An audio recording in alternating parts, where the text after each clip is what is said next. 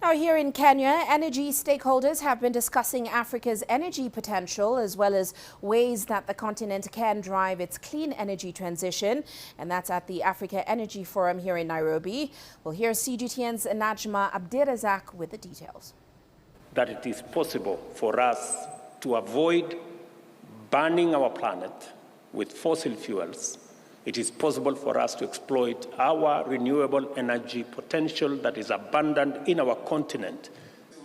Calls for cleaner and more sustainable energy options topped the agenda on Tuesday at the opening day of the Africa Energy Forum 2023. Global energy leaders, stakeholders and industry players alike are in Nairobi for the four-day conference running until the 23rd of June.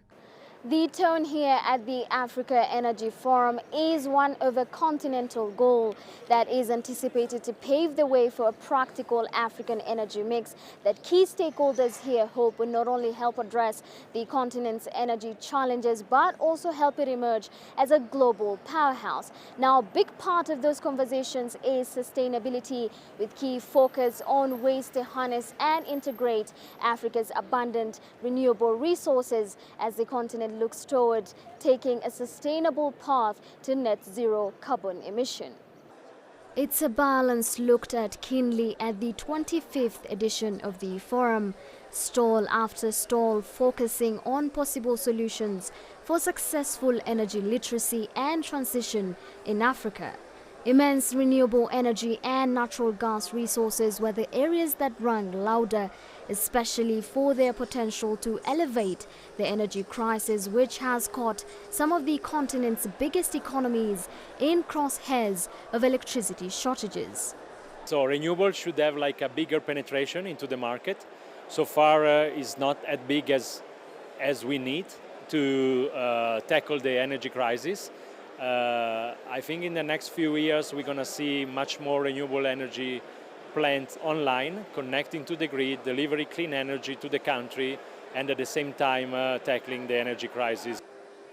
The current global momentum on green hydrogen was not an absent factor at this year's Africa Energy Forum, as concerted race to save the planet from the impacts of energy-borne global warming gains ground. Energy players have described the technology as a game changer and a viable option for transforming Africa's energy sector. So HVO is basically hydro-treated fuels. These are biofuels, fuels that are derived from vegetables. And the beauty about these fuels is that they're able to cut emissions by up to 90% compared to diesel. And now this is what we find the wide applications, be it in aircrafts, be it in marine customers, be it in locomotives. All of them can easily substitute their need or their demand for diesel with HVO. The British engine maker, which says it's expanding into the East African market, has been engineering the idea. So we, Rolls-Royce Solutions, are introducing solutions that are carbon neutral. In this sense, we're making sure that the solutions that we drive into the market are ready for the future fuels. This is hydrogen as well as HVO.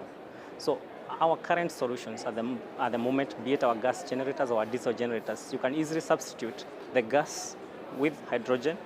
Despite being endowed with significant untapped hydro potential, along with geothermal, solar and wind, lack of investments and funding is a challenge Africa still needs to resolve. We're saying we should have an international financial system that treats everybody equally and that does not disadvantage others because of an element called risk. We must find a way. More discussions on the continent's next energy moves and goals will continue on Wednesday as the 25th Africa Energy Forum enters its second day in the Kenyan capital. Najma Abdirazak, CGTN, Nairobi.